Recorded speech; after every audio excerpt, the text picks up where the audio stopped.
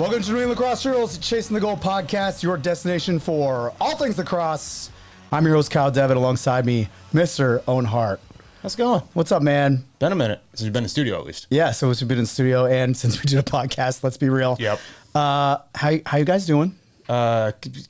April break is rough. 3 games in 5 days, no matter where you are, it beats the hell out of you. So licking the wounds, getting guys healthy back again. So yeah 3 games in 5 games is tough. This is where I explain the difference between New Hampshire and Mass. Once again, for the listeners, we're on vacation this week when we're taping.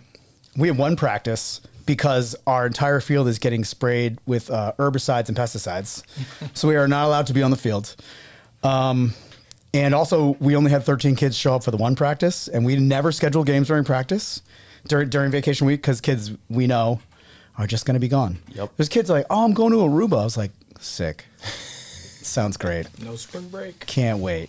I guess I should introduce our guest. Yeah, let's go for it. BC High head coach Marcus Craigwell. What's up, man? Thanks for having me. Owen and I had an interesting. No, thanks, Hey, Yaz. wow. There Wow. we go. Producer Yaz coming in clutch.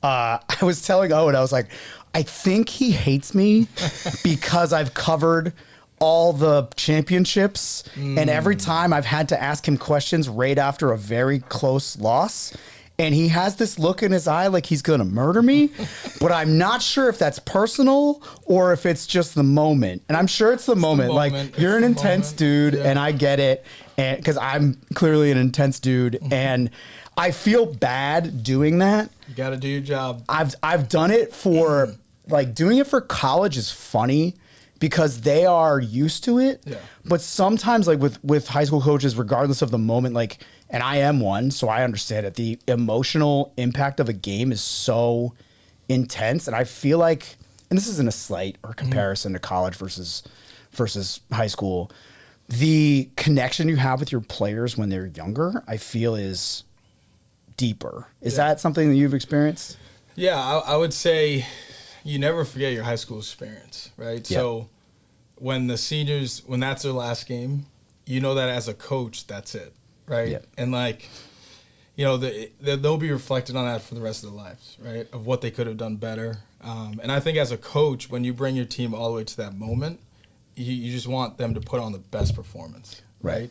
And when they come up short, it's like, you know? Yeah. So that's the toughest part. Yeah. Talking about like the last game of the season, like many people don't even make it to a state championship game, so they're playing for the last game of the season theoretically the whole time. But when you're there, win or lose, you know it's your last game. Even if you hold the banner, you're not coming back next year. Just as someone who's never made it there, Kyle, you have as well. What's that feeling like of even as you're advancing, you know this is the end, no matter what? Is it kind of like what's that mindset like when you know it's the last one? Well, I think the one thing that we want to accomplish is to play as long as we can for as the extended of season, right? Yeah. So the last game, the last minute, right? So we achieve that, right? Yep. Get into the last game.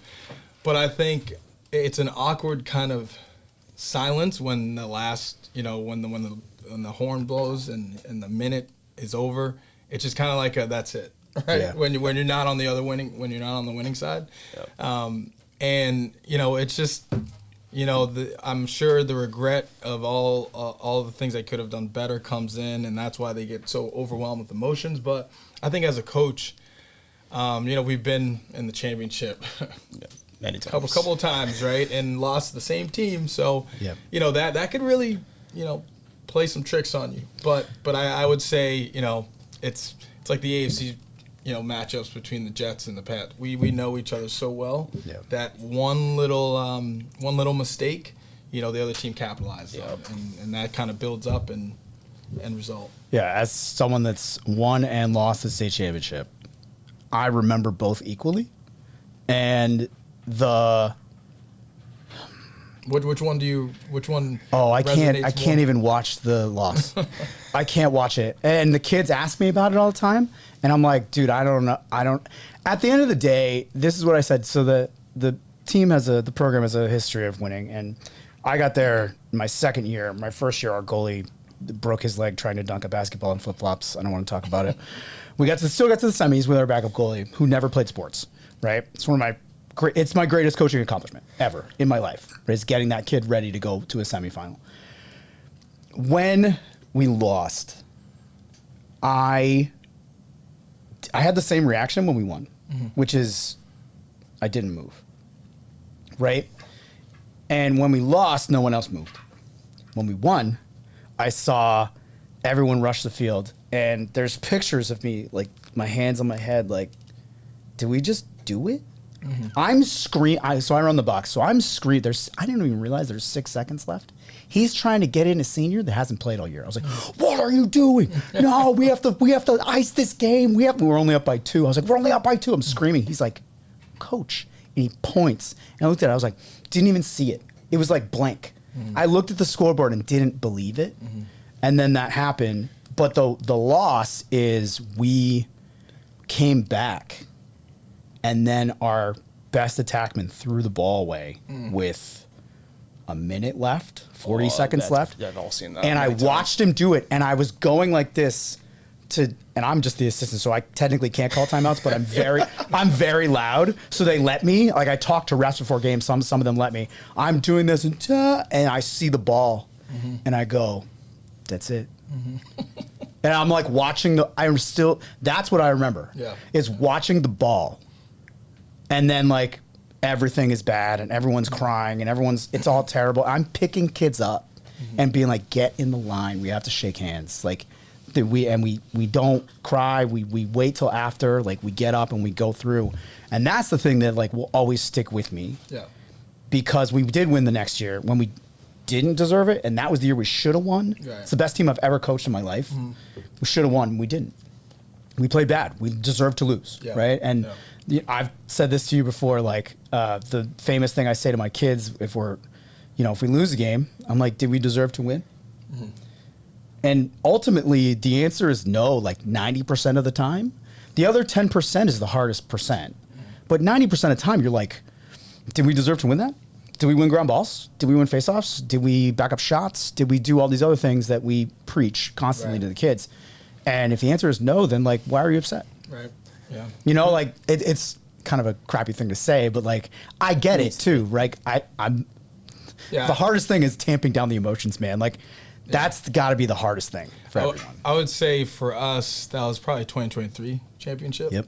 Yeah. Where my mom used to, I was like, that sounds like that. Yeah. We were going into the fourth quarter up 4 goals, right? And momentum was in our favor. And then everything that could have happened wrong happened. Right? Yeah. And it just built up, right? Every single mistake, Prep capitalized on and turned into a goal. Every single one. And it's just one of those things where they're all Americans. And I watch a podcast, Ayers, your favorite player. Yes, he is my favorite player. The All-Americans, they played like All-Americans on their team, and we just didn't have enough time. So, that's one of the ones where I thought we were well deserving of a championship. But like you said, if we looked at the turnovers, the unforced turnovers, the lack of ground balls, I mean, statistically, should we have won? No, but talent-wise and just momentum. Yeah, that team was ridiculous. Yeah. The other side of that is, like, the only stat that matters is the goals. Yeah. Like, that's the thing that's, like, also really lacrosse is a sport where all those other things generally lead to goals. Yeah, and that's why it's very linear. Whereas, a sport like soccer, you can outshoot the other team by 40 shots and still tie or lose. Right? That doesn't happen in lacrosse, and if it does, it's because you have a supernatural event happening with your goalie. Yep. Like, and that sometimes happens. I think, one of the things that I wanted to talk to you about, not just like the championships, but like building a team and like having a philosophy is something that I think people are very like conscious of. Like the people that back BC High back it like it's their only team they support, which is very cool. Like, what has your experience been with that? Yeah. Well, coming in, a rich culture, right? It was very football dominant, right? BCI over the years. And I think it's turning into a lacrosse school, right?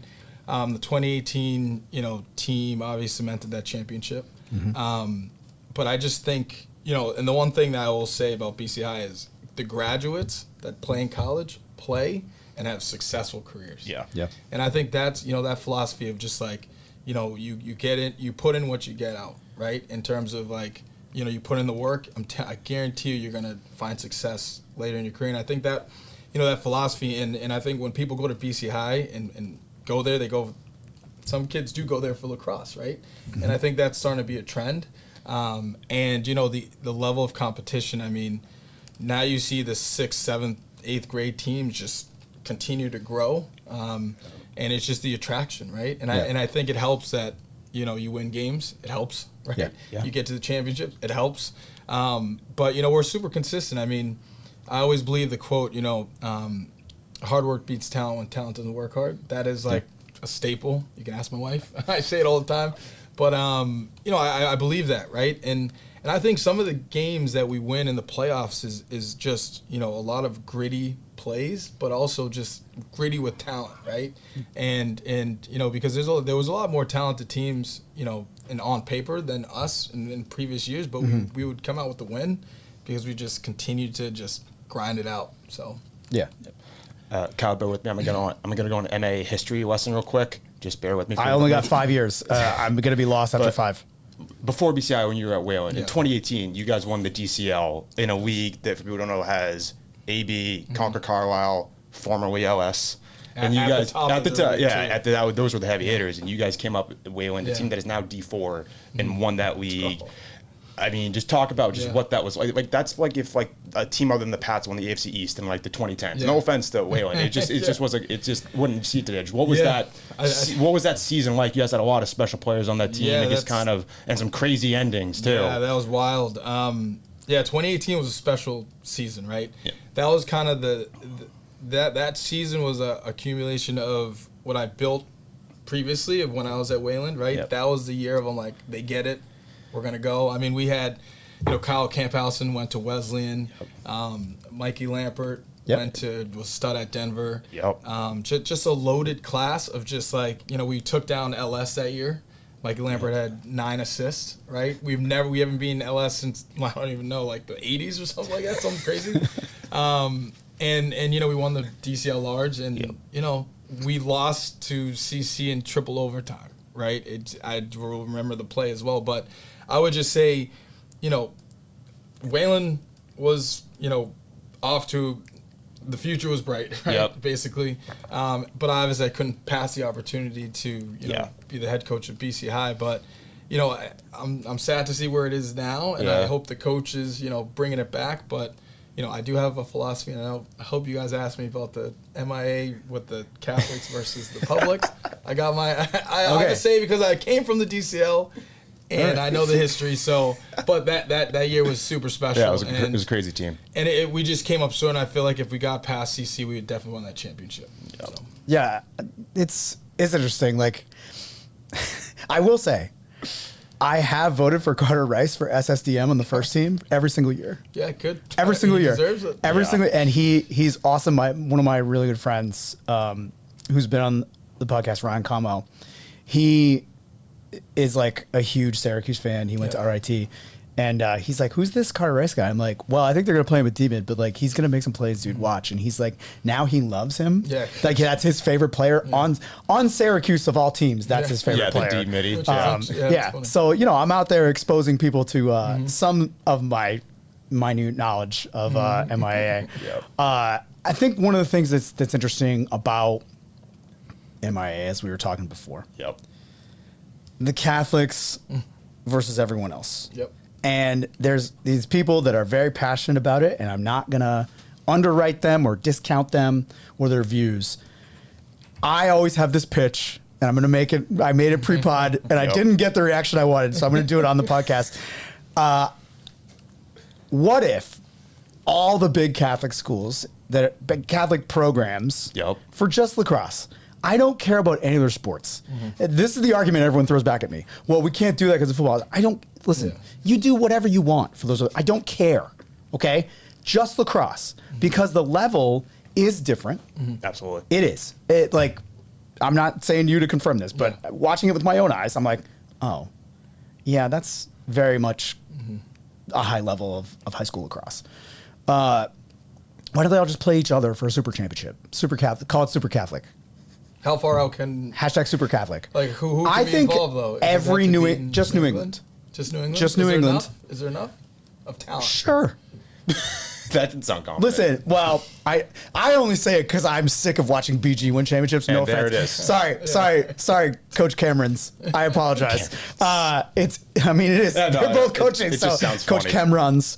And I'm not sick of it. It's just like, dude, there's no the competition is tough. Yeah. I mean, you and I, how many times have we texted like, I think Bedford's going to do it? Is this the year? I was like, Is and then Bedford the number 2? Bedford is number two. right now the Yeah. number 2. They have Bennett Matthews. They've got a bunch of D1. And are those recruits. public? Those are public. Yeah. The thing that people don't realize about New Hampshire too is like some of these high schools are new Yeah. in the last 20 years. So I'm wearing a Wyndham shirt right now. It's a soccer jersey. He's a great player. His name's Ollie Pikus. Maybe you've heard of him. He's undefeated captain of the U10 team in Wyndham. Sorry, I had to say that for him. Little plug. Right, a little plug from my dude. Wyndham's only been built in like the last 20 years. Bedford's only been built in the last 20 years. There's all these schools, and then there's schools like Sauhegan that have been around forever. Jerry Byrne was the head coach at Sauhegan. People forget that, and they were monsters, right? And now they're Division II team that's having trouble fielding enough kids. Like the up and down nature of it is so wild, and people will just they'll blame Lakes Region or Preps or whatever, and that's not the reason. The reason is there's not enough coaches, which is kind of my. I'm getting off track. That's another question. Because, like, that's the thing that I hate about my state. And, like, listen, I've said it a million times. If I watch you warming up with a star drill, we're going to beat you by 20. 20. I'm putting 20 on your throat. You don't deserve it. Like, that's what makes me mad. Like, why are there all these, like, Massachusetts is different. There's so many, it's becoming a culture, and it's a part of it. And the Catholics are a huge part of that. The culture of kids growing up playing lacrosse is still a generation behind Long Island, Maryland, these other places, but it's getting there. Yeah. And I again, massive. two parts. Super Catholic. What do you think? Yeah. Do you like the name? I think you do. Hashtag Super Catholic. Put it on Twitter. Put it on whatever you want. And like, what are your thoughts on like the up and down nature of the MIA and programs like the one that you used to coach? Sure.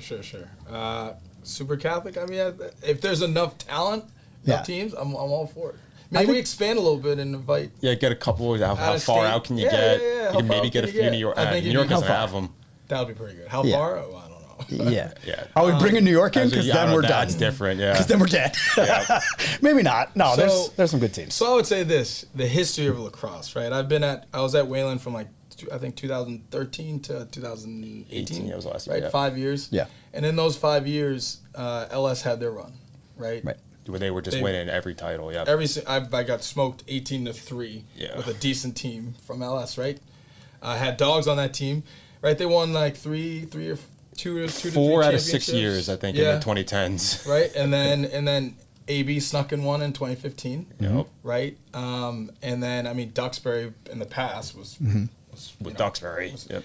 And I think the formula, right, was the youth program, right? The formula was build a strong youth program, retain those kids, have them buy into the culture, have them buy into their town, right? Stay together, preach, and which is why Vana is so against, Club. The C word. Yep. Yeah. So That's fine. We can say it. Yeah. So, I think, and then, right now it's Catholics' time, right? And yes, right, club has a lot of influence, but I would say the old school nature of why LSAB was successful was the youth, retention, buy-in. So I would say for Wayland, right, they need, and the beautiful thing is I think the coaches now, the dads, are former players. Right. So they're not like dads at Yeah, it was halftime. years ago. It was Exactly. it was more like that. Yeah. So what someone has to do, one of those dads have to do is say, listen, and gather another lacrosse dad and be like, we've got to take our youth to a different level, right, and get buy-in, right? Start at the youth. Yes, the high school team is struggling. Yeah. Start youth, right? Win some games, get buy-in, right? Kids, 1 or 2 kids are going to go to ISL. Okay, take that. But if you can retain majority, your success rate is going to go off the roof. And that's what AB did. Yeah. That's what LS did. And I think that's what has to come back because club isn't going anywhere anytime soon. No. Right? And the Catholics are going to continue to build off of what we have so far. And it's just, that's what it is. So I say, go top shelf, upper 90s, right under the crossbar. Any questions? Professor, the NCAA Lacrosse Championships are coming to Boston. Are we ready? You prepared to get loud, face paint up, bring boom boom to Beantown? Oh, you're ready. The NCAA D1, D2, and D3 men's and D1 women's lacrosse championships, May 23rd through the 26th in Boston. Buy your seats today at ncaa.com/tickets. Hi, I'm Jamie Marcoux, AVP for Athletics at LaSalle University. We're proud to offer 15 NCAA Division III varsity sports teams. And last year, all of our varsity teams advanced to the conference playoffs. Our student athletes excel both on the field and in the classroom. LaSalle offers over 60 majors and minors and is located just 8 miles from Boston. With one of the most affordable private educations and housing ranked #1 in Massachusetts by niche, we're committed to providing an exceptional college experience. Visit lasalle.edu to learn more. I think people discount that because they don't think about the quality of a youth program. Right. We are currently working on a handbook for like our youth programs. I'm not kidding. Like we had a meeting. That's what it takes, though. It is what it takes. And because the program was created in the early 2000s, and then Maynard, I don't remember I've never met him. He unfortunately passed away, which is why the head coach that I coach with right now has the job. He went to Wesleyan. So we have all these plays that are named after Wesleyan stuff. And I'm like, why are these plays named this? He's like, just didn't change the names. Like same plays. And I was like, from 2000? Right. Okay, man. I mean, maybe motion offense. But the foundation that was laid by him and then a couple other guys that were local to Hopkinton, because I grew up one town over. This is why I coach there now. I don't live anywhere near there right now, but I coach there because I grew up a mile away. And we had no youth. Right. I I started playing in high school. And these kids that I'm getting now are coming in ready. Some of them are, some of them aren't. Like athletically is kind of the switch, right? Like freshmen. I mean, we talk about it all the time. Like the freshman kid who's like so skilled, but like if I put you in a varsity game, you're gonna die. Yeah. Right, yeah. Like we have a bunch of those. The 5-foot attackman with slick hands who weighs 90 pounds. Yeah. Exactly. Like love that kid. Love everything you can do for me in 3 years. Yeah, not yet. Not yet. But because of the youth program there, as opposed to the town I grew up in, 1 mile away, 1 mile away, there was no youth program. Right. Or it's combined with somebody and the people that it's not consistent. Right. That's the real key. Is like if you have everyone's got a youth program, great, Yeah. awesome. There's like organizations now helping you with your youth programs. Yeah. If you're not consistent, it's not going to work. It's not going to work. It's never going to and this is the other thing. Not only is it not going to work, it's never going to work. Right. Because you'll get such varying quality. And the key that I think parents don't understand that go into coaching, like I'm happy, it's great. Thank you for your service. Here's the thing that you need to make sure happens. One thing, they come back. It's all you have to. That's all you have to do. That's it. You don't Buy in. have fun. Yeah. Come back. Right. Have fun. Come back. Come back next year. It's going to be more fun. Like you don't have to have a billion drills or be the greatest coach in the world. Right. You do have to be consistent and make it fun and bring the kid back. Okay, and then going off of that, right? You look at teams like Reading. Yep. Right. We on paper, talent-wise, should beat Reading every time. Reading beat us last year.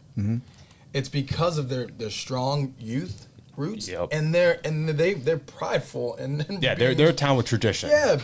Being playing for Reading, being from Reading, and like getting that buy-in. But you said it's got to be consistent. Yes.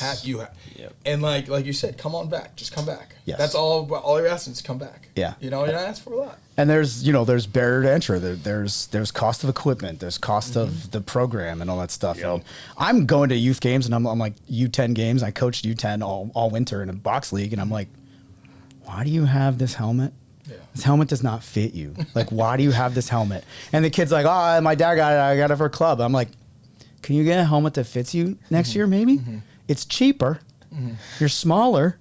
You don't need to have a $400 helmet, dude. He's like, but it's sick. I'm like, it is sick. You're right. Just come back. Like that's the conversation. Right. Like, Right. never mind. Right. Forget it. Just come back. The building of that culture, I think, is super interesting as well. And you've been a huge part of building BC High's culture and having success in the playoffs. And getting to where you've gotten. And I'm not going to be like, well, what's the next step? Like, we all know what it is, right? I think the interesting thing to talk about is how do you get kids to buy into roles? Because I think you always have kids coming in with talent, and finding the right spot for them in a team is not always easy. Right. You know, you could have 10 OMIDs one year, and you're like, okay, only like 4 of you are playing, 5 of you are playing. Like, the other 5... we're D-mids now. Like, how do you handle those conversations at the high school level? Because I asked this of college coaches, and they're like, yeah, they just do what I say. Yeah. But you can't do that with kids. Like, you have to have a little softer hand or a different technique. Like, what is your process for that? Yeah, I mean, once you lay out expectations, right, I think that allows you to start building the trust, right? And it's almost like one of those things where we'll work on something in practice, and then once the kids see that execution of a play or whatever in game and we score, it's like, oh, automatic trust, like, oh, let me see what coach says, right? So then you have that legitimacy of, like, for example, one of my LSMs, Connor Malone, right? He played literally midi all the way up until last summer, right? And now he's committed as an LSM going to Ithaca. We told him, we said, listen, we'll get you on the field, but this is how you're going to get on the field. I was like, you're either going to own this position, or you can be a midi that gets time in and out sparingly, but we have a lot of studs. Like, he goes, you know what? I'll take LSM, right?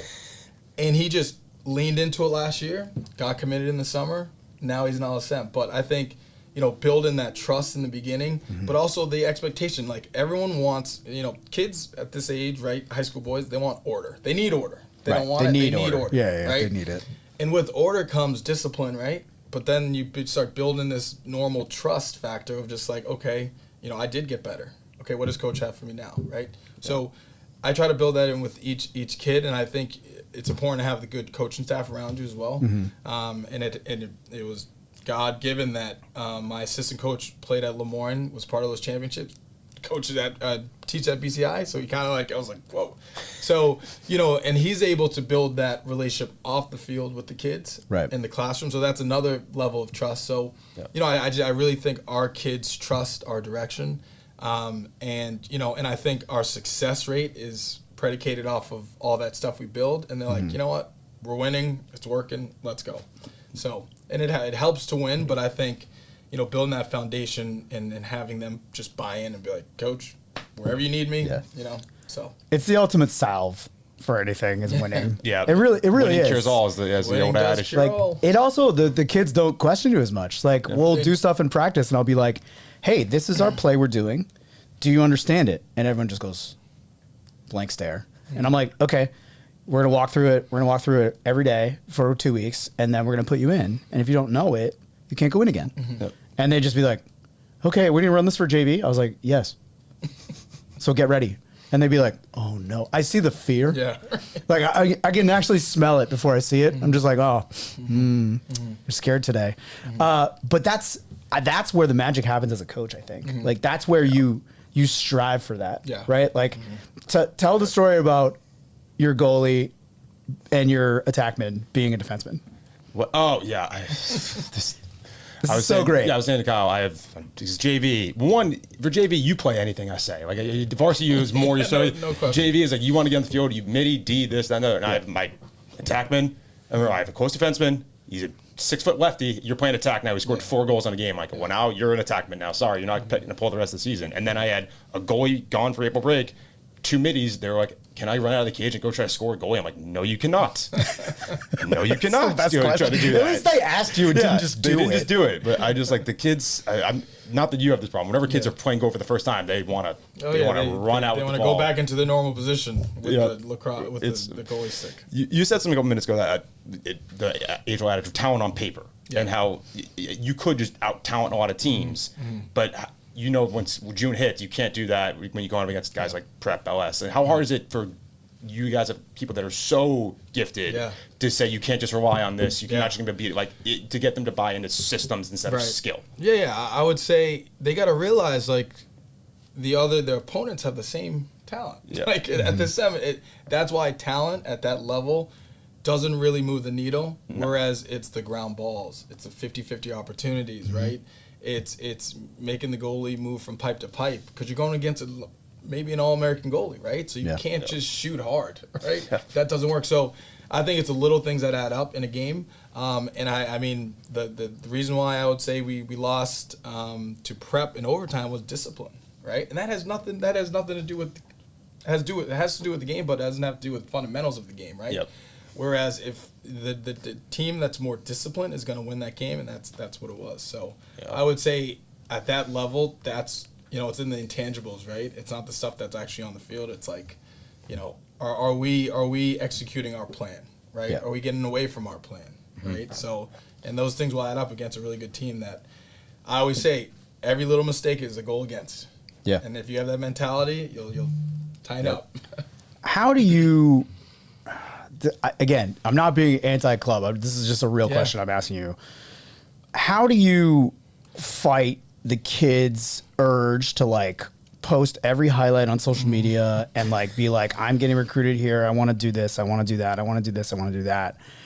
Is that something that you deal with? Do you have a policy on that? I recently have had a couple issues with this on social where like we got ranked, right? And all my kids were like, oh yeah. They're like, I'm like, and I went under the comment and I went, no, period. And I was like, and then I screenshotted it, sent it to every kid, put it on my story and was like, we have earned nothing. We have earned nothing. We do not deserve this. Like, what are you doing? Every kid's celebrating. They do stupid pictures after games. I can't stand it. Like I'm kind of old school with it, right? Like I can't handle it. But I know at higher levels with more talented kids, there's playing for the team and then there's battling to get recruited. How do you handle that balance? Because I'm sure, everyone will talk about this team has so many commits. They must be so good. And it's like, well, not always. Right, 100%. We don't deal with issues of like people just utilizing social media too much in the wrong way, like you're saying. Right. And like, praising the little things of a season that don't really matter. I'd say the one thing that everyone reposts things that come through PC High account, which is great, right? Like a final score, right? Or they'll repost commits, but they're not like bragging, which is nice, right? Which is kind of like, maybe it's a culture that I created, but I would say, everyone, like I just had 2 conversations with kids that are like on the bubble of getting recruited, right? It's just some of them just don't know what to do, right? Regardless of playing club or not. And I think education's huge on the recruiting part, but I think club does help a lot, right? I would say 80% of my team plays for Massachusetts, right? And we already know Massachusetts is the top program in Mass, and their commit in all of New England, I would say. And their commit is insane, right? So I don't have to do as much of a legwork as the clubs are doing, but there's still kids. That's Murphy Belvin, one of my attackmen, junior, right? He's going to be a golden egg or like a diamond in the rough for any college program, right? But he's flying under the radar, so it's just like, those there's still kids that still need that support. But I would say, club has helped alleviate that for us as coaches. But I will still encourage a college coach to come to the game. Like, don't look at a highlight reel, right? Don't look at summer ball, right? Where it's just like hero ball, right? Half the time, right? So I'm like, come see how he works in a system. I guarantee you'll like that look than this highlight. You know what's interesting? So I go to all those championship games, right? And I walk up the stairs and I go, Union. Like I pick out the coaches and I go, hi. And they're like, damn it. Like they're not wearing the stuff. They're not wearing the hat. They don't want to be, because then they're just going to get swarmed, right? They hate that. And I love that they hate it. So they're like, hey man, how you doing? How you got? Hey, tough conference loss, right? They're like, shut up. And I'm like, I love that stuff. But that's really the value of it. I was talking to an assistant coach at a college the other day, and he's like asking me about a kid. And I was like, I don't coach the kid. I haven't played against him yet. I'll tell you when I play against him. And he's like, you know what, like a lot of guys in my job don't do? they don't ask this question of like people like you that are coaching of the kid. They just talk to the club guys. And I was like, well, like, that's good. Like, you'll get kids, you'll get bodies, but maybe you won't get what you want. Like, I've talked about it a bunch on the podcast. My face-off guy got recruited to RPI. And I know the RPI coach from a long time ago. He calls me and he's like, listen, I really only need to know 2 things. Yeah. Is he a pain in the ass? Yeah. And is his family a pain in the ass? And I was like, first one, yes, in a good way. Second one, not at all. And he's like, oh, awesome. And then and then he's like, all right, give me specifics. And those 2 questions were what this guy wanted to know the most. Yeah. He's already seen it. He doesn't care. He doesn't necessarily care about like how good I think he is, right? Like, and I don't oversell players. If anything, I undersell my personal guys. And the thing that mattered to him was his mentality. And I think that that's very underrated in the recruiting process. And I wish like more parents and more kids knew that there's so many kids, and I've sent them to colleges that weren't ready for the experience. And that's for me, that's mostly because I'm coaching a very small town. Like, these kids have not been outside of here. They've been to Manchester. They've been to Concord. They've been to Smuggler's Notch. You know what I mean? Like, there's not a lot of cosmopolitan activity happening with every single kid or every single family in my town. So having that conversation of, you know, and I ask college coaches this a lot and club coaches too, like, how do you know the kid's a high-level D3 or a low-level D1 or a mid-level D1? Because that's the split. Yep. That's, people think it's D3, D2, D1. No, my man. In this sport. It's high-level D3, low-level D1, mid-level D1. Those 3 things can be the same kid. And the other things that put that kid in the right position to succeed are the intangibles of the program and himself. Those are the 2 things that I really wish, like, again, I don't want to make it into a recruiting podcast. Like, we want to talk about everything you're doing, but a lot of what coaches do is like, you know, you do the heavy lifting. Like, yes, you're right to give a lot of credit to the clubs for the recruiting side of it, the communication side of it. What we do is different from what club coaches do because we put them in a system every day. Right.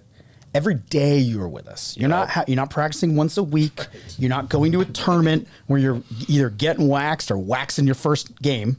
Like, those are the 2 things. Those are your 2 choices. Yeah. That's just how brackets work at club tournaments. Don't get mad at me. Get mad at the club tournaments. The thing that we do that I think is super valuable and super undervalued by everyone, I'll say it, you don't have to agree with me, is the organizational side of it, is giving these kids the foundation of, you show up to practice, you show up on time, you do it this way, and that's the way you do it. And you can be creative and you can learn different things and we will help you, but like, if you don't do the base level of grades, show up on time, lots of effort, you're not playing in college. Like, that's us. And I think that's like the most valuable part of, that's why I get mad. And again, I made a really bad comment about if you have a star drill, we're going to kill you. But like, I say it because I know that now those kids are not going somewhere because they're doing a warm up that doesn't suit them and doesn't prepare them. Like, you're not doing it, right? Like, and I know that's like super judgy and crappy to say, but like, dude, it's true. Like, tell me I'm wrong. You know, like, there are teams where your warm up is like line drills. You're dead. You're dead. If you play a good team, you're dead. Like, that's why I think it's super valuable to have a really good college coach that not only knows what they're doing, but also cares about the kids. You know? So, you know, I think it's interesting talking to you, being at the highest level of the MIA, right? Like, you're at the highest level, you're preparing these kids, you're coaching these kids.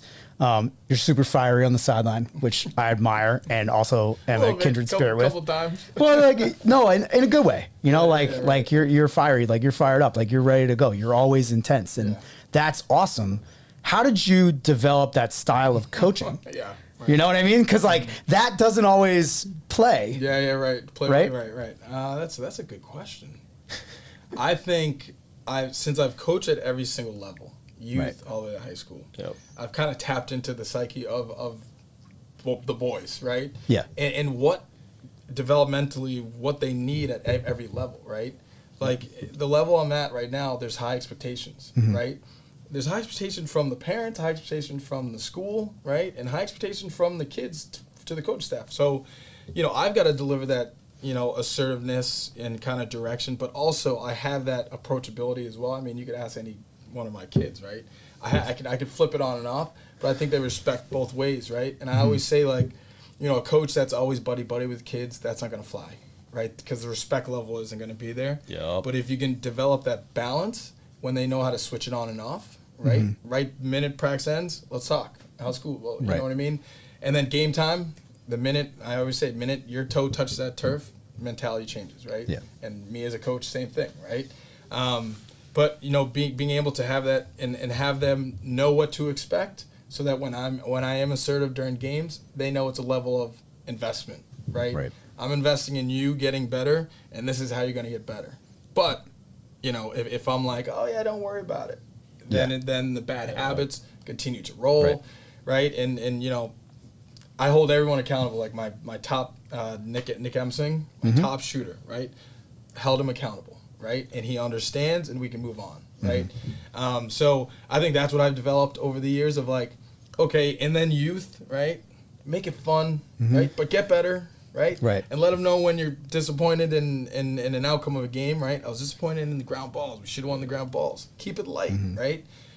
Like you said, come back. Attention, right? And then I think the most interesting development is probably 8th to 9th grade, where they're probably the man on their 8th grade team.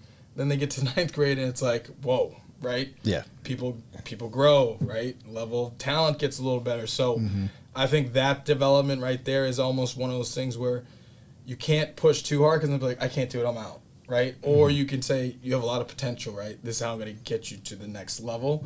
And I think, and that's why I say, if you're public school, develop the youth, right? Yeah. Go start over, right? Understand that you can't control the high school right now, but if you have a young child or you want to invest in the youth, like get them to buy in and get good coaches that are going to surround your and surround them with positivity, but also direction. So, I would say that. Going off to talking earlier about the power rankings and all this stuff that just came out with MIA and the change of strength of schedule, and you are the strength of schedule. Everybody wants to play you guys. Everyone wants to play prep. Like, how do you handle the phone calls and emails that come into your inbox from September to try to? I'm sure that. How do you balance building your schedule when you probably? I'm assuming you guys probably get a fair amount of calls. You can't field every on your schedule. We actually Lawrenceville reach out to us in the office. Oh wow! Really? But listen, I'm not crazy. Like, they're another level. But I mean, if we can learn something, we can learn something, right? It just didn't work out in terms of scheduling. But I'm always open to play anybody, right? Like you learn so much more from like a close game, a loss, right? The blowout games don't really do anything for our caliber of play. Yeah. So, I'm willing to play, number one, the top teams in Mass, and then if Rhode Island, and then if we can travel a little bit or they can travel in, I'm down, right? A lot of people heavily, do the rankings and stuff. I really have my guys just focus on the, task at hand. Don't worry about rankings. And I think the one thing that needs a change is people being so consumed over someone else's accolades, right? Oh, this kid's committed to Rutgers. You know what I mean? It's just like, and I think that's a generational difference between when I played, you played, you played. It's that it wasn't. Yeah, you were probably on the fence. But, don't be fooled by the facial hair. But I just think that is kind of mentally impacting these kids. Whereas just show up and play. Yeah. Right. Everyone ties their shoe the same way. Right. You go to practice. So it's just that's my thought. But yeah, I think the rankings. I mean, they're good for the competitive nature, but. I try to load up our schedule as much as possible. Yeah. Playing the top teams, and if we get whooped, we get whooped. Like Fairfield Prep, it's either I think we're back and forth, right? They won a couple more, but like when we won, we got something out of it. When they smoked us, we got some out of it. And when it was close, came down to discipline, like I said. So yeah, that's my philosophy on that. I was talking to my buddy that coaches that are prep the other day, and he's like, I'm just straight defense. I don't care if we win 1-0. And I was like, he's like, yeah, you're like an offensive guy. You know, he's kind of like ribbing me a little bit. And he's like, I saw your last score. And I was like, did you see me yell at the bus for letting 2 goals in? Did you see that? Yeah. Did you see me make my attackman do push-ups because he jumped again? Mm-hmm. Like, there's little things behind the scenes, I think, for all these top teams, these high-level teams, where the discipline is like the thing that gets you there. Everyone thinks, like, you said it before, you can't out-talent a championship. Yeah. No. That's not how it works. Any level. It doesn't work. It does not work. Like, building these super teams, like, you see it in club. I see, like, these super team club things, and then they go to this tournament, and they get rolled. And I'm like, it's because you put all these guys that don't know each other on a team with a coach they don't know. Right. And you try to make them all do the same thing, and they all are used to doing different things. Like, and that's what makes coaching club hard, by the way. I would give them a props right there. Like, that's super hard to do. Yeah, to mesh different styles, skill sets, and also coaching. Right. Different coaching levels of coaching, right? And you always see when you do go to a club tournament, like you said, it's the club teams that play with each other all year round that will smoke a uber talented team. Yep. It's just those little things that, you know, that you gain from a team aspect. Well, you said you had a player that you switched to LSM and he got recruited and he's going to Ithaca. Did you have is he going to do that for club, or is he going to play midi for club? Oh no, he's playing LSM for club. Yeah. He's a senior, but he played LSM for club. So when I switched him, he carried on. Oh, okay. Yeah. All right. Have you had that happen in reverse? Where you've made a switch and then he goes to play club and they're like, what are you doing? I would say attack mid more than anything, right? Which is kind of fluid, but so for example, one of my players played attack all club. It's like, absolutely not. You're a midi, right? Yeah. And on my team, you're a midi, right? And if the club coach has a problem with that, they can reach out to me and I'll let them know why. But I think, like you said, I think the high school coach should have the last say, right? Because, I mean, you're with them every day. With them every single day. And you know what you need on your team, though. That's another thing. Yeah. Like, I'm not going to put you at attack because you played. I put you at midi because that's what I need on my team. Yeah. Like, do you want to be the 4th attackman that doesn't play? Right. Or do you want to be, I don't know, the greatest position on the field to play, the first mid out of the box? Is that what you want to do? Like, it's funny. Like, that's what they sell you with when you keep playing old man ball. Yeah. Where you're just like, hey, you can still run. Hey, what do you think about running a little? And dude, it got me. Yep. They got me like 10 years in a row. I was like, but I'm an attackman. And now I have a torn ACL, and I'm like, but I'm an attackman. I get to do what I want. Yeah. You know, like, that's the coolest thing about lacrosse is like the actual changeover in possession and positions, and how now the trend is less you're an attackman, you do this, and more you're on offense, you do this. You have to know where you are. The spatial awareness, right? Like the cutting off ball, the picking off ball is now part of lacrosse. If you are still coaching lacrosse, PSA, you're still coaching lacrosse, and your best play is a sweep, my man, we need to have a talk. Yeah. Like, that's not going to work anymore because defenses know what that is. Every single time you say, we have one, that's how I know. Like, we don't use it that often, but like we'll use it to get a guy a goal, or if we need a goal in a very specific instance, and we move everyone away, right? If you don't know how to have an offense where people are constantly moving, cutting, picking, we don't pick on ball because we're not good enough. Yeah, right. Like, I'm like, no. Yeah. We did it in a game and we scored and I pulled the kid off and I was like, hey man, what did you do there? He's like, I picked for him. You see it? I was like, I saw the goal. We don't pick on ball. So next time we pick away. So can you dive into why? Because we don't seal, split, or hinge. Yeah. Very well. So we don't do any of those 3 things or roll. If we don't do those 4 things, we can't pick on ball because we don't have a talent level where we understand picks, box lacrosse, and that kind of thing. Like, I've tried. We will occasionally. We used to do pass down, pick down for LSMs, which was fun because we had an LSM who was crazy, awesome kid, and he would come down and try to shoot every time. I was like, how about this? Yeah. We pass to this guy, and then we set a pick, and then check this out. You get to go to a cage with no one on you with your stick up. What about that? And he's like, he bought it. It took a while. We did it once in a game, and I was like, thank God it worked. Oh my God. But that's the best thing about it. And it's funny, we were talking before about how like we just like talking about lacrosse. We're like, I just love talking about lacrosse, and that's like the best thing about this podcast is we get to have people on that. Some people, it takes them a while. They're like, I don't trust the media guy, and it's just like, no, I'm one of you. Yeah. No, let's have it in. We're good. Any other things you want to ask before we wrap it up, Owen? I think we've said it all. I just hope to see you in late June. That's all I'll say. I got one thing that could improve the game. Oh, bring it. This is my little nugget. You're gonna say it. He's gonna say it. No, I'm not.